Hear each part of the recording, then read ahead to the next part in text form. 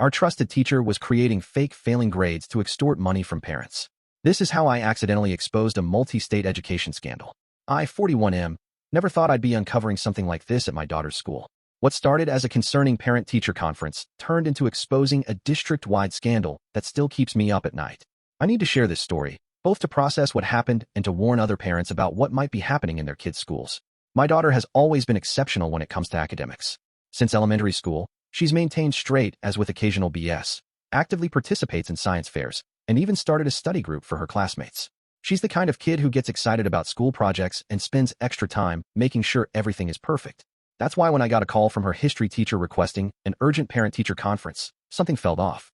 The conference was scheduled for last Thursday after school hours. The teacher insisted it couldn't wait until the regular parent-teacher meeting next month. I rearranged my work schedule and drove to the school, my mind racing with possibilities.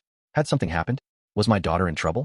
She hadn't mentioned any problems, but with teenagers, you never know. Walking into that classroom, I noticed something strange right away. Instead of meeting in the main office or conference room like usual, the teacher had insisted on meeting in her classroom. She was sitting at her desk, surrounded by stacks of papers, and looking unusually nervous. "I'm concerned about your daughter's academic performance," she began, shuffling through some papers.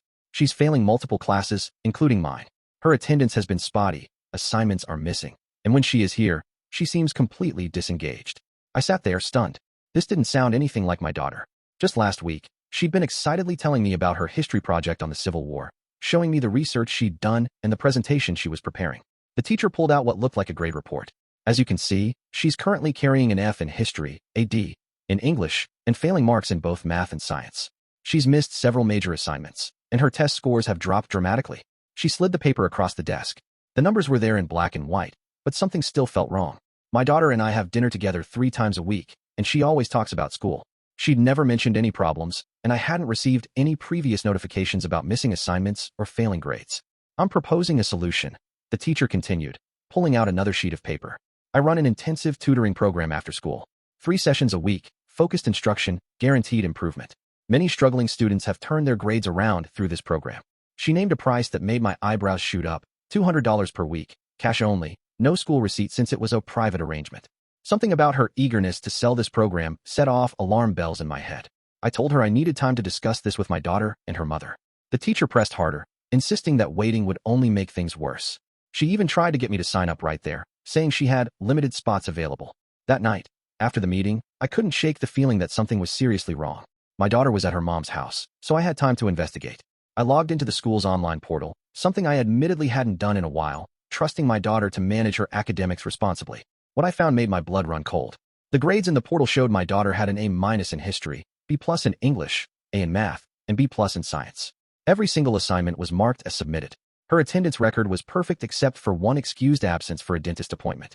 The only slightly concerning grade was a C+ on a recent math test, but even that had a teacher's comment praising her work on the more challenging problems. I started taking screenshots of everything, my hands shaking with a mixture of relief and rage.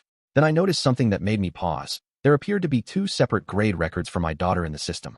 One showed her actual grades, while the other showed the failing marks the teacher had presented. This second record had been created just 3 weeks ago. The differences were glaring once I looked closer. The fake record showed missing assignments on days when the school had been closed for spring break. There were grades listed for a Spanish class my daughter wasn't even taking. Test scores were entered for dates that didn't match the class schedule. I spent hours documenting everything, taking screenshots, and saving them to multiple locations. Then I sent an email to the principal, trying to keep my tone professional despite my growing anger. The auto reply said they were away at a district conference until Monday. I couldn't wait. I called the school board's emergency line and got connected to a woman in the administrative office. At first, she seemed dismissive, but when I mentioned finding duplicate grade records, her entire demeanor changed. She put me on hold for several minutes, then came back asking for my email address. Within an hour, I received an email from the district superintendent marked urgent, confidential. They were aware of some technical inconsistencies in the grading system and were conducting an internal review. The email stressed the importance of not discussing this with other parents while they investigated. This felt less like concern and more like damage control. The next day, I picked up my daughter for our regular Friday dinner. Without revealing what I discovered, I asked her about school, particularly her history class. She got quiet, then admitted something that broke my heart. "Dad, I think I'm failing," she said, her voice barely a whisper. "The teacher keeps telling me my work isn't good enough. She says I'm not trying hard enough, that I'm letting everyone down. She wants me to join these special study sessions, but I was too embarrassed to tell you about them. My daughter, my confident, academically gifted child, was nearly in tears. She explained how the teacher had been pulling her aside after class, showing her failing grades that didn't match the worksheet submitted. The teacher had told her that if she didn't get help soon, she might have to repeat the grade. I kept my composure, but inside I was furious. I called my ex-wife as soon as I got home. Despite our differences, we've always been united when it comes to our daughter's well-being. She was shocked and revealed something that made the situation even more disturbing. She'd received official-looking emails about these study sessions, but had assumed I knew about them since they came from the school's email system. We agreed to meet the next morning to compare notes before confronting the school. My ex-wife is an IT professional, and she quickly spotted something I'd missed. The emails about the study sessions had come from a slightly modified version of the school's domain. Saturday morning, we started reaching out to other parents from our daughter's class. Most didn't want to talk, but one mom opened up. Her son had gone through something similar 2 months ago: sudden failing grades, pressure to join private study sessions, mysterious grade improvement after attending these sessions.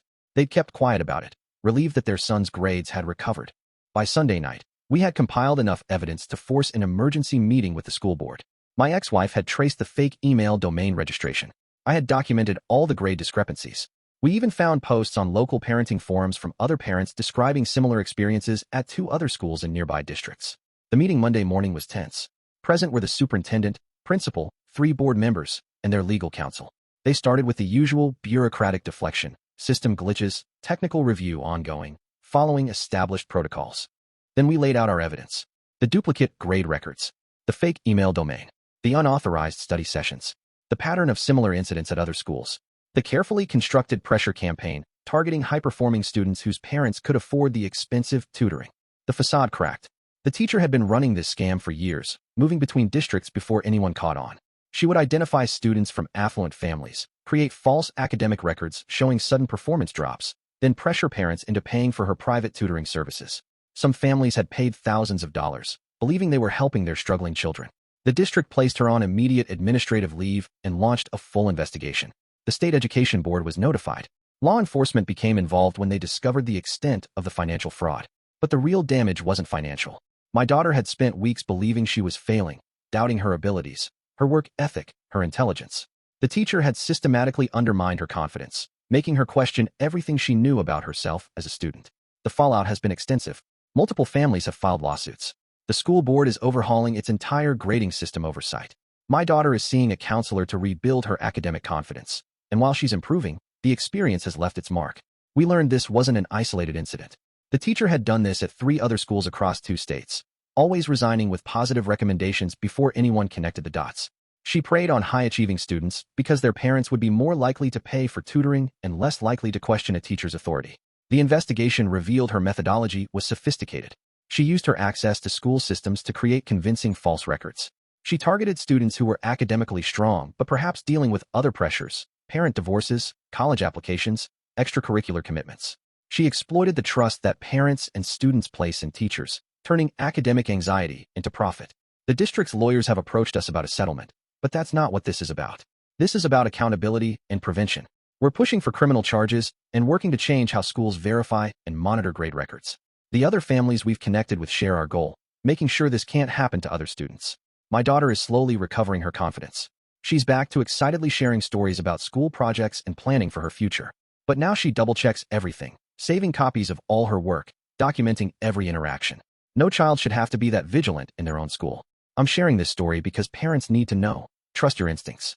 If something feels wrong about your child's academic situation, investigate. Don't assume that information from a teacher or school official is automatically legitimate. Check the online portal regularly. Save copies of important documents. Ask questions, and keep asking until you get clear answers. The system failed these kids at multiple levels. School administrators missed obvious red flags. District oversight was inadequate. The teacher recommendation process between districts needs serious reform. But most importantly, we need to teach our kids that it's okay to question authority figures when something doesn't feel right. The investigation is ongoing, and there will likely be more revelations. The state education board is reviewing all the teachers' credentials and employment history. Other districts are auditing their grading systems. Change is happening, but it shouldn't have taken this long or hurt this many students.